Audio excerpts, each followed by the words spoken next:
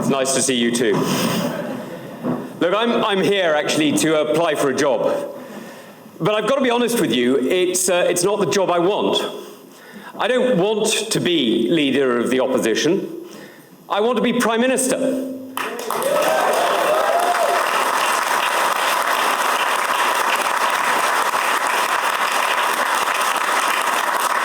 Because look, I don't want to oppose.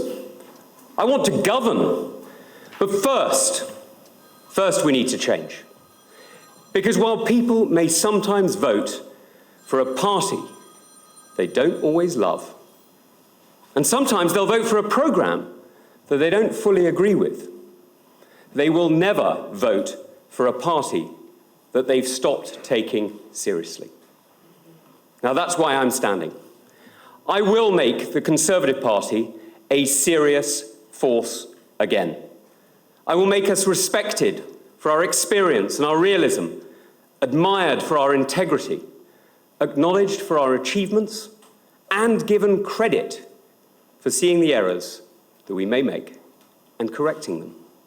Now, by doing that, I believe that I will lead our party back to power.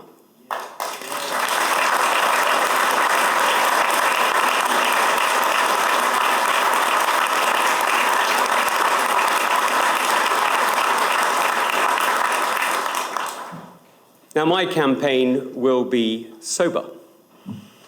I'm just looking at a few. It will earn and deserve trust. And it'll be about governing. And I will work in opposition, as you would expect a future Prime Minister to act.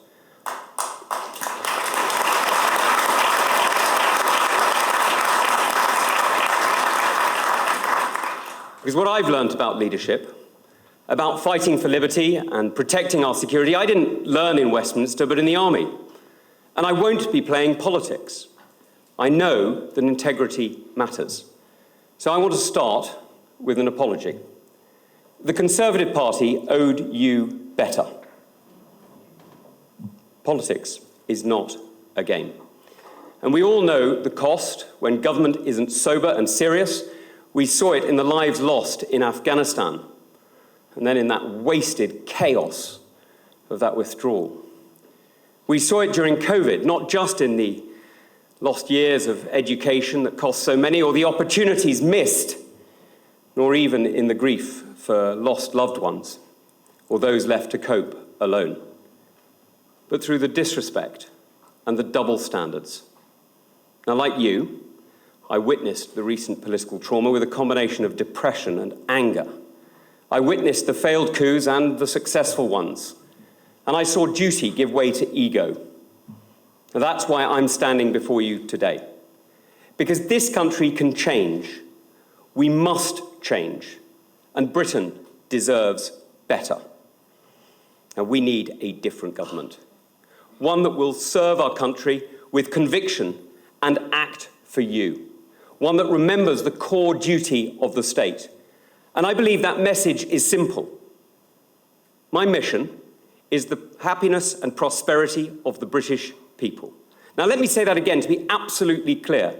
My mission is the happiness and prosperity of the British people. Now, it's easy to say, but it's tough to deliver. Because at its heart, it's about putting the government back at the service of the people. It's about investment and innovation, but it's also about freedom.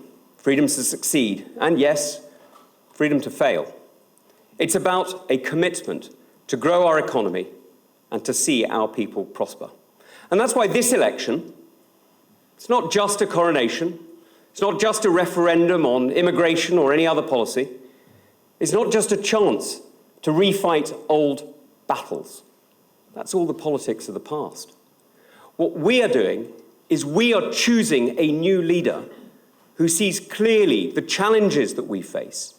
And we're giving them 4 years to do the hard work to prepare so that the next Conservative government will not waste one moment. We need to be ready from day one.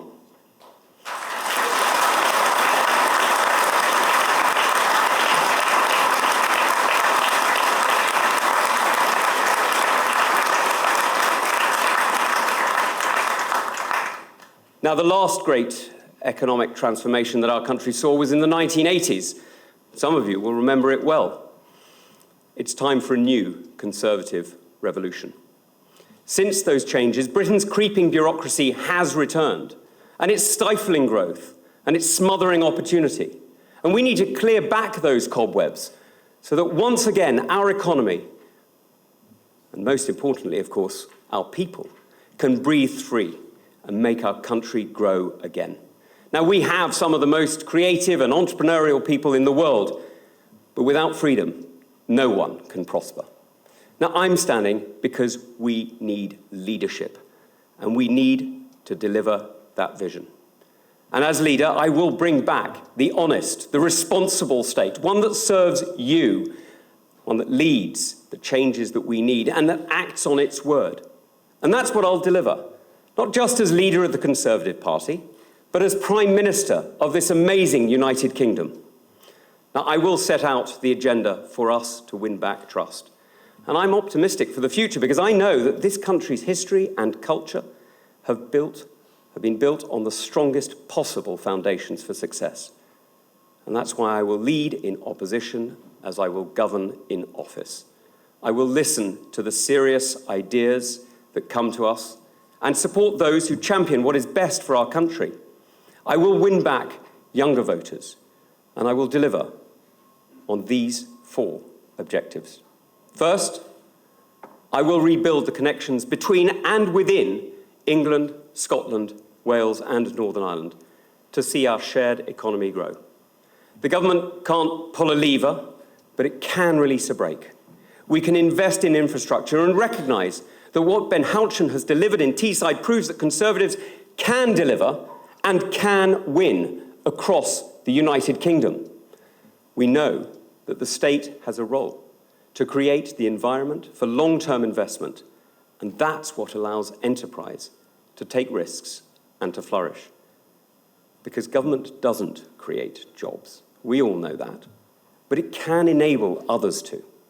And that's not just about planning.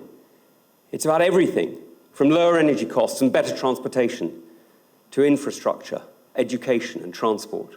It's about recognising that talent is found across our country, but opportunity is not. This is about making sure that every part of our great United Kingdom has the respect and the commitment from our government to allow our people to succeed. It's about ensuring that this country has the right skills, the right grid connections, and the right infrastructure.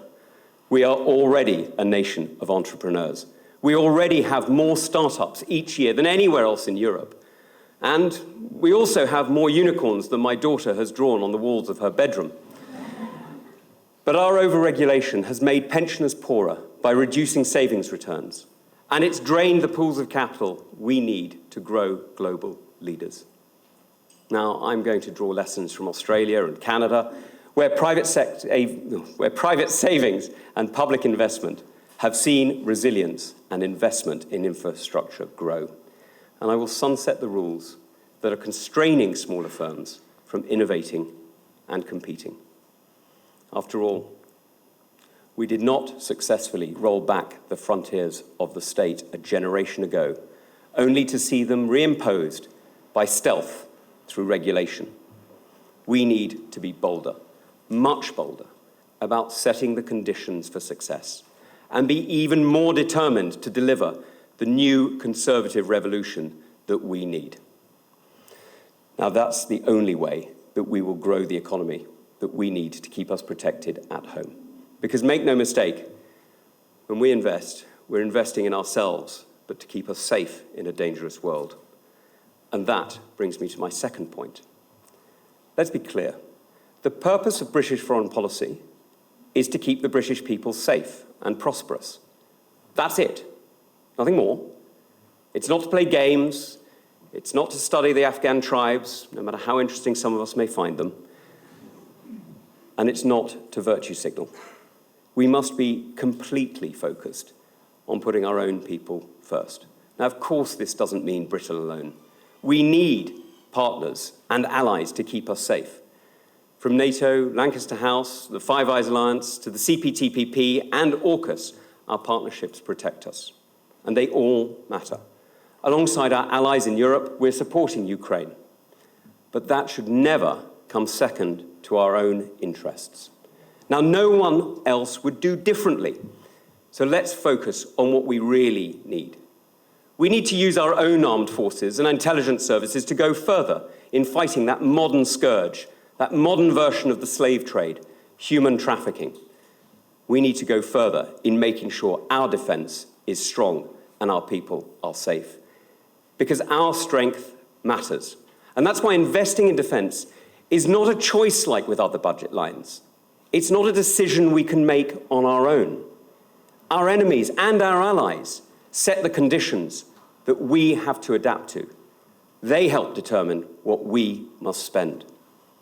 Now, as we face a more dangerous world, let's be clear, we need to invest in our security. We cannot bet our future on the choices of others. And let's be honest, we can't depend on the kindness of strangers. And that's why Labour's plans are so wrong.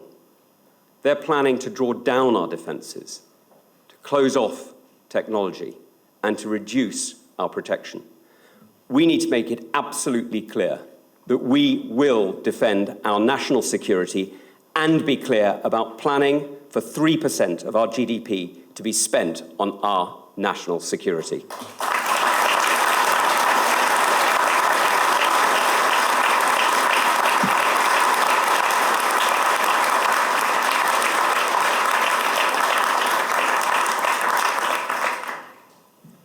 Now, many years ago, many of you heard me warning about the danger that we're seeing change around the world. And I was right to warn that the golden era with China was over. I was right to warn that Moscow's gold was corrupting. And I'm sad to say that I was right to warn that the violence coming out of Tehran and threatening us all around the world is a danger to everyone in the civilized world. This is no time for a faint heart or for a novice. We need to understand clearly that the threats we face, the threats that are out there, they are real. And for me, this is personal. Now, a century ago, my family's name was perhaps not common, but it was certainly spread across Europe. In that generation of totalitarian hatred, it disappeared from many countries where we had called home. We cannot appease tyrants, and that is a battle I have fought for years, and I have been sanctioned by Russia, Iran, and China because of it. So I guess there's 3 leaders who won't be pleased if I win. But the world is becoming more dangerous, and we do need to protect our interests. We need to reset Britain's foreign policy and rethink many of our assumptions to rebuild our resilience. And that starts at home. And it brings me on to my third point. Migration matters. Our security challenges are all connected. From energy and food to the environment and migration, we must realize that we are actually making choices as we balance outcomes.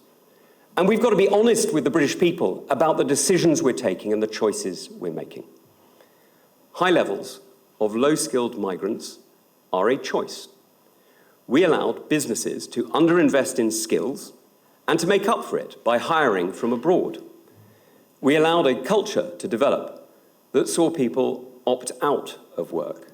And we started to change that in recent months, but let's be honest, over earlier years, we issued the visas needed to make sure our economy could have the illusion of growth while avoiding the necessary work of fixing these core problems. Now, our country was left dependent on immigration to maintain our active workforce. And after Brexit, instead of fixing the cause, we swapped young Europeans for older families from around the world, again, maintaining the illusion of growth at the expense of real growth and real productivity gains here at home. Now, that is the economy that we've run.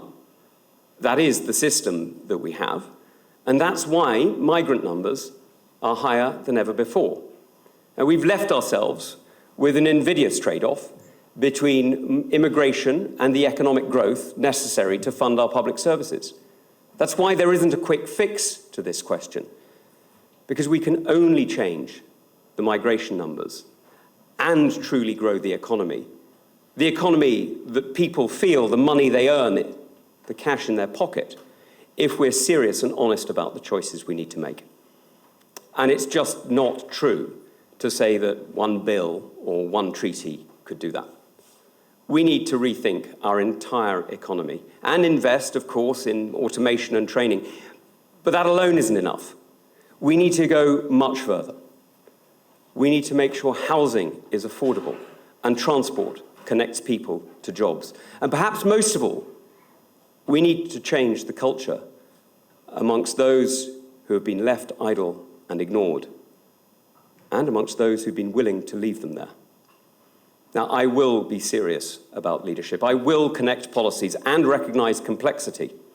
But to drive change, we do need clear targets. Otherwise, there's always going to be another excuse.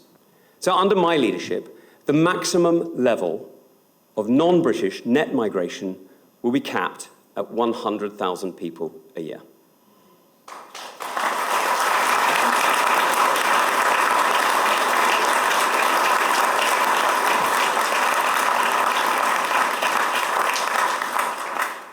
That will allow businesses to start planning for a different kind of economy and make sure that everyone understands long in advance, too long in advance, that the public sector cannot depend on other people's children to step in for our own. Now,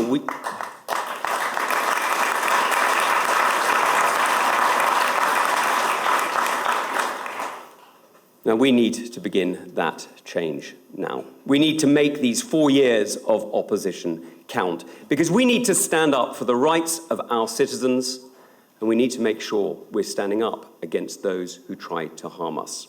And this comes to a different point on migration. We need to be clear that citizenship comes with duties and obligations. Canberra understands this.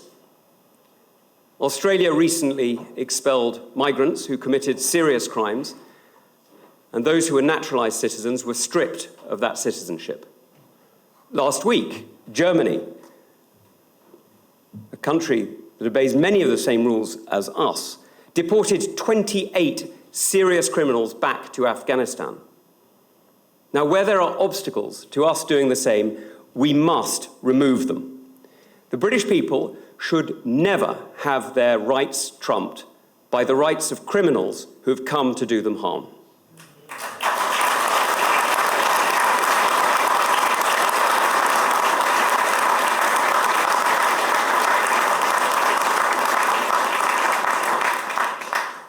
Now, that's why, as I've been arguing since I left the army in 2013, we need to opt out, to derogate, as the expression goes, from some aspects of the European Convention on Human Rights, and we need to reform others.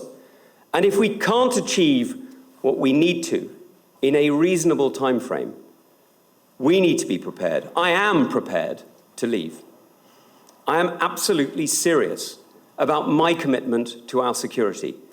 I can't deliver on my mission to achieve the happiness and prosperity of the British people if we're not safe at home and secure in our own country. And that's also what brings me to my last point. We need to invest in, and we need to reform, our public services. Now, many of you will know that I care very deeply about our security and our defence, and I also care about migration and the growing economy. But as a father, my immediate priority is my children, their education and their future. Now, our kids are incredibly lucky to have the most amazing head teacher and a fantastic team of staff who teach them. And as an economy, that team has been freed to do what they think is best for their students, for my kids, and we trust them to deliver. They're the professionals. They know what they're doing. And that's allowed them to innovate, and they've adapted to the needs of our community, to the needs of the families and the children in our school. But now Labour are saying they're going to end that freedom. They're saying that instead of learning from the best, from the free schools, from the academies here in England, they're going to be using, extraordinarily, the failed model of Welsh education under a Labour government to make the changes. Now, that's disastrous. It's not just disastrous for our children, it's disastrous for our future. And by making envy the centre point of his education policy, Sir Keir Starmer is frankly promising that there is worse yet to come. Now, by taxing education, Starmer is using that to pay off the left. But he's paying it off at the cost of our kids who are just trying to do their best. And he's doing it because he's got absolutely no plan.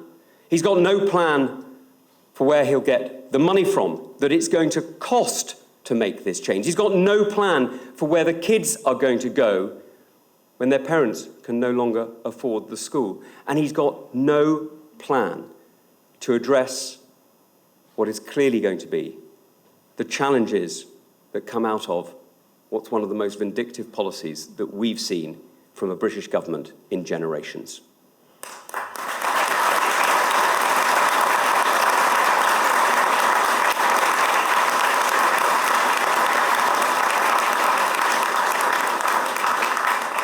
Now, we know what he's going to say. He's going to say he's taxing the rich. But he's not. He's attacking families. He's attacking that connection between all of us, that desire that every parent has to do their best for their children, to make sure they have a better start, a better future than they had themselves. And as Conservatives, we don't accept that. We are on the side of families. We're on the side of those who work hard and do the right thing by their community and by our country. And that's something that James, that Kemi, Mel, Pretty, Rob, and I all agree on. And that's why I'm not fighting them. They're friends. They're good Conservatives, and they have my respect. I'm taking the fight to Keir Starmer.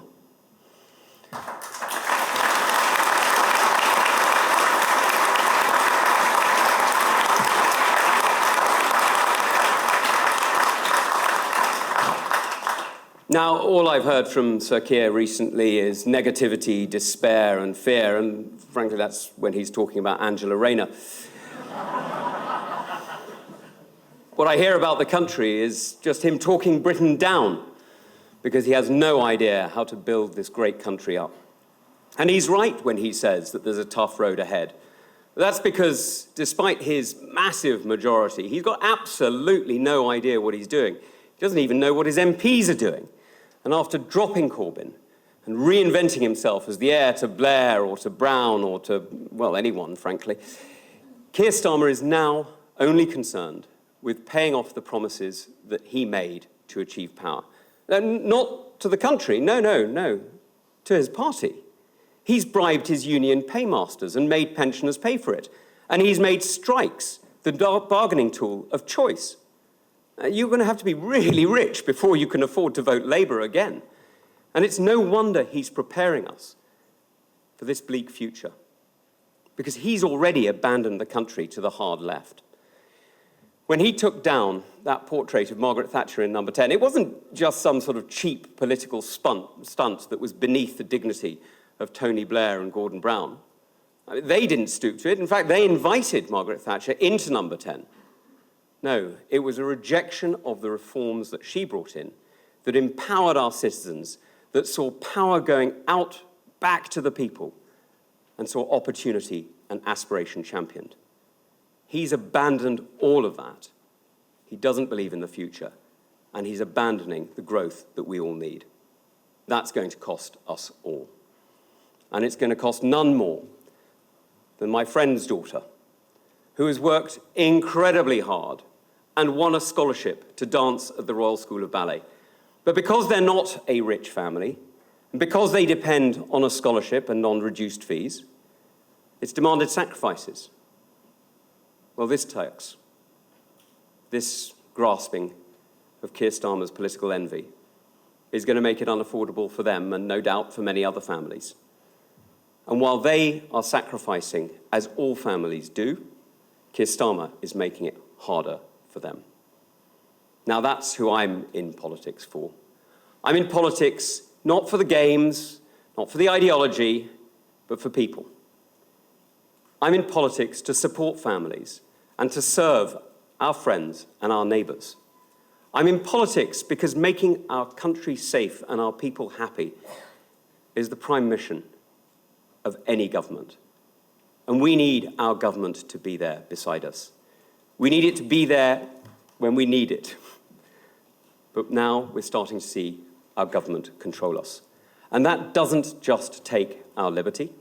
It erodes our imagination and it steals our ideas. And that's why I'm standing to lead this party and to become Prime Minister in 2029.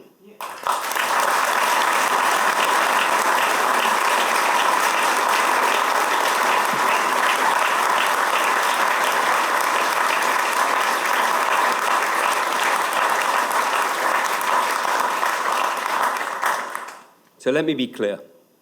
I will not manage decline. I will not accept despair. I will act to bring change, and as leader of the Conservative Party and Prime Minister, I will bring back a serious vision of a liberated economy and a connected Britain.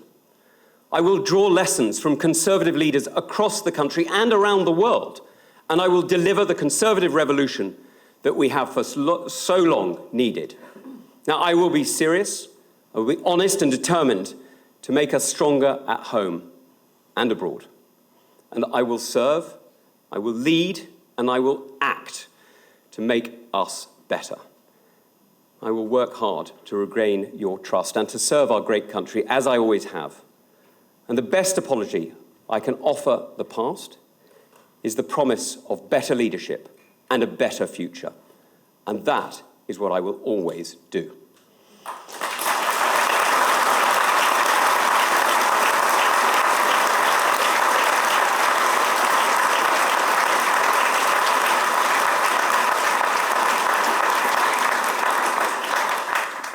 My promise to you is clear.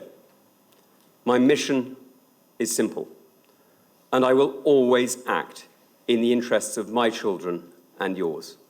Together, we can build a better Britain. Thank you.